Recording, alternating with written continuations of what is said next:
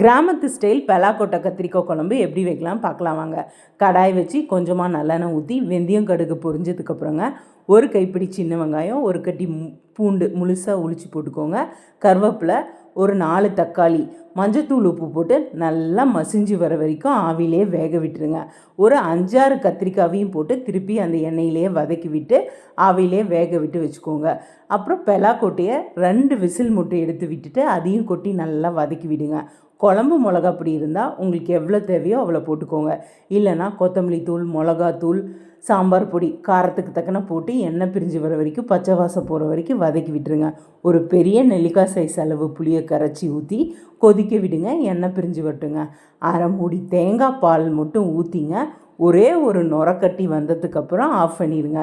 சூடான சாதத்தில் இந்த பலாக்கொட்டையும் கத்திரிக்காவையும் வச்சு சாப்பிட்டு பாருங்கள். அவ்வளோ அருமையாக இருக்குங்க. ஒரு முறை ட்ரை பண்ணி பார்த்துட்டு மறக்காமல் ரோசிமா சமையலுக்கு ஒரு கமெண்ட் பண்ணுங்கள்.